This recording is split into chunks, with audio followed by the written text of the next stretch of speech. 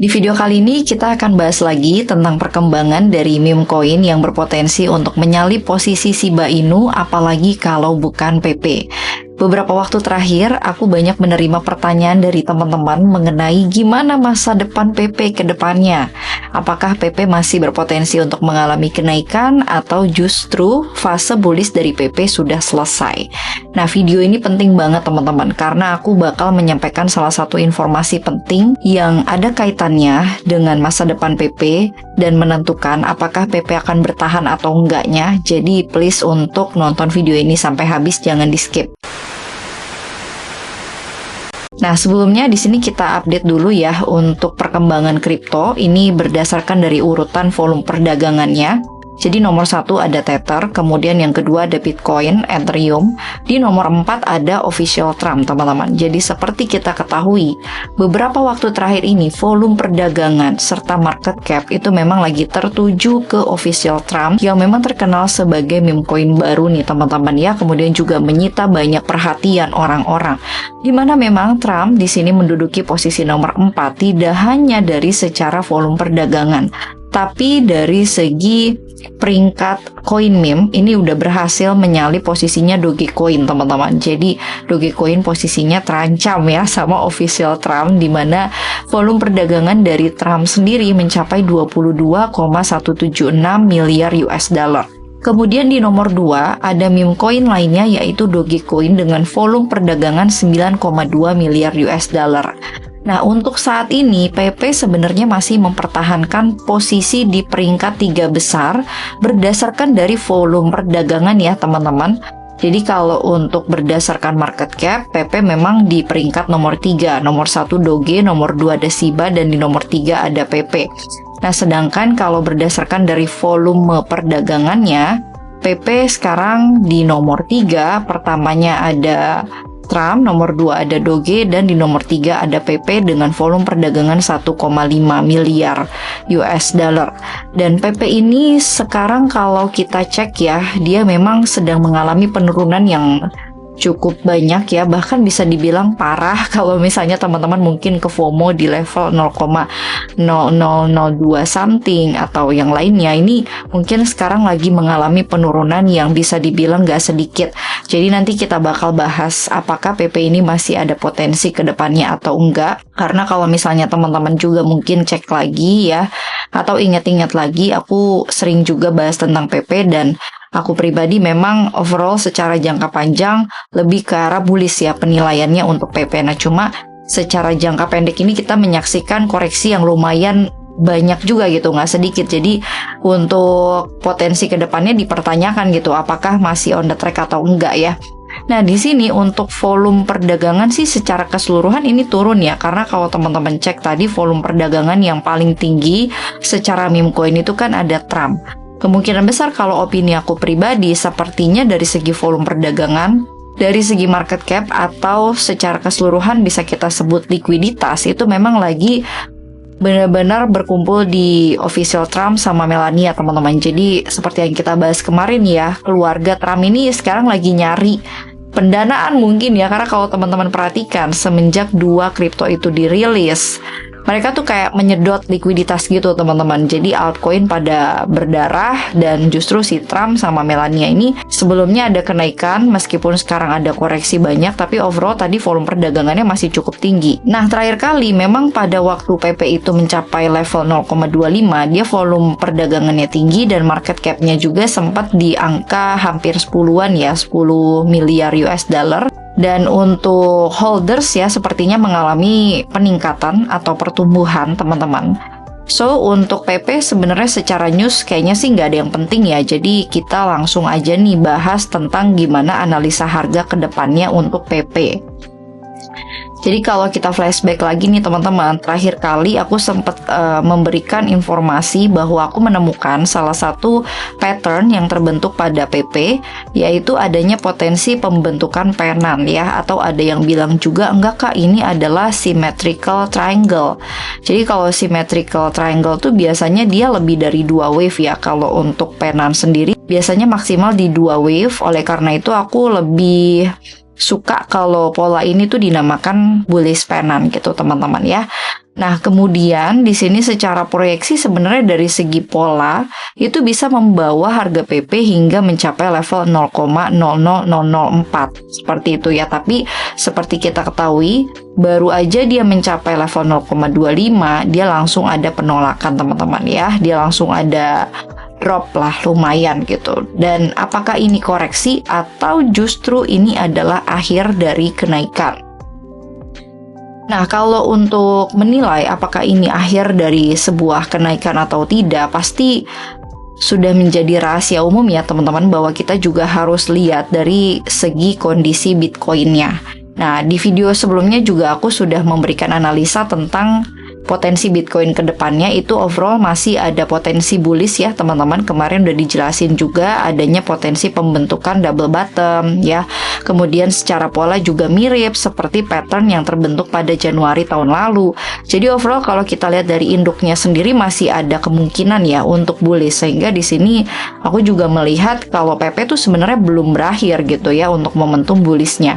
Nah, kemudian kita akan lihat lagi nih teman-teman secara lebih detail. Oke, jadi aku bakal ajak teman-teman ya untuk melihat sekarang itu posisi PP ada di mana sih? Kira-kira ada di zona kritis atau masih aman ya. Jadi di sini teman-teman kalau kita perhatikan sebenarnya PP itu menyimpan satu zona penting yaitu di level 0,000015 dan ini juga kalau kita ukur menggunakan Fibonacci retracement itu kena di golden ratio-nya ya 61,80%. Dan kemudian ini juga merupakan level ATH-nya PP pada bulan Mei 2024 lalu ya, dimana memang PP itu mencapai level ATH lalu close ya di sekitar 0,000015 seperti itu ya. Jadi memang secara zona ini merupakan zona penting dan juga zona kritis teman-teman ya. Apabila PP tidak bisa bertahan untuk keep di atas level 0,000015 ini teman-teman, atau paling batas toleransi paling tinggi lah ya, maksimal pain-nya itu kita mungkin sebut di sini 0,00001499 lah, itu udah maksimal pain-nya banget gitu. Di sini aku tambahin moving average eksponensial 25 itu di level 0,000015,109 ya. Ini kalaupun misalnya closing di sini sebenarnya masih cukup aman. Nah, tapi untuk weekly candle alias candle mingguan ini yang perlu teman-teman perhatikan sekali. Jadi kalau teman-teman lihat ya, ini udah masuk ke zona yang benar-benar kritis banget. Bahkan sebenarnya PP ini udah breakdown gitu di bawah golden rasionya yaitu 0,000015,766. Jadi kalau misalnya untuk secara weekly mungkin kita ngelihat di sini PP breakdown di bawah 0,0015 ya teman-teman, maka mungkin kita akan melihat selanjutnya PP akan mengalami penurunan hingga ke level 0,000012 dan maksimal pain bisa sampai 0,000010 ya.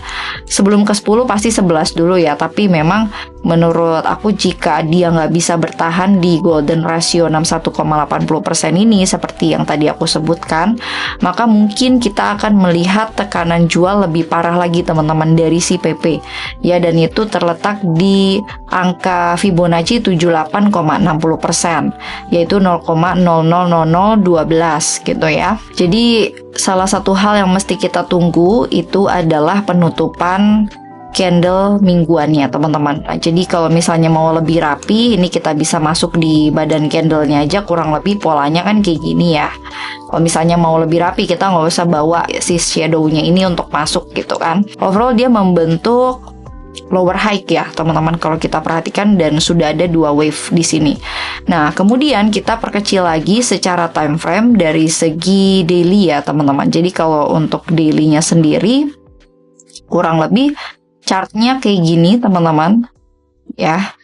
Jadi dia sempat ada fake out juga nih sekali kemarin waktu pas kita lihat ada tanda-tanda breakout, justru malah ternyata dia fake out gitu teman-teman ya, karena nggak berhasil untuk breakout di atas zona resisten 0,000021. Nah, ini sebetulnya kalau teman-teman mungkin familiar ya dengan sebuah pola, Jadi ada yang namanya pola falling wedge ya, dimana pola itu sebenarnya berpotensi ya, sekali lagi teman-teman, berpotensi, bukan sudah pasti ya, tapi berpotensi untuk terbentuk pada harga PP saat ini. Nah, di mana untuk pola falling wedge sendiri sebenarnya mengisyaratkan adanya potensi pembalikan arah dari yang sebelumnya itu bearish menuju ke bullish ya. Jadi kalau kita lihat di sini kan sebenarnya PP makin lemah nih dari segi harga. Makin lama makin drop dan makin rendah dari segi resistennya. Falling wedge itu ditandai dengan adanya pembentukan lower high dan juga lower low. Nah, ini kalau teman-teman perhatikan sudah ada ya. Untuk dari segi resistennya makin low, dari segi supportnya makin low. Ini mirip banget dengan pola falling wedge. Nah, ini kalau teman-teman mau lihat lebih detail lagi, ciri-ciri polanya kayak gini. Falling wedge itu bisa muncul di akhir dari tren bearish dan juga bisa muncul di pertengahan tren bullish teman-teman ya. Nah, untuk proyeksi kali ini falling wedge yang muncul pada chartnya PP itu lebih potensi ke arah continuation pattern ataupun pola keberlanjutan ya, dimana dia bisa muncul di tengah-tengah tren bullish dari PP. Nah, ciri-cirinya apa? Kalau teman-teman perhatikan di sini ada sekitar pembentukan 3 puncak sama 3 lembah atau ada 3 wave ya. Ini puncak 1, puncak 2, puncak 3. Nah, di bagian puncak 4 dia breakout, teman-teman. Jadi tergantung dari sudut pandang kita juga sebenarnya ngelihat falling wedge-nya ini di time frame berapa ya. Overall kalau teman-teman lihat di sini secara daily, karena biasanya daily juga dijadikan sebagai tren utama ya. Di sini kurang lebih sudah ada puncak 1, ya kemudian puncak 2, dan yang ini tuh puncak 3 teman-teman, yang kemarin kita sempat kena jebakan itu ya.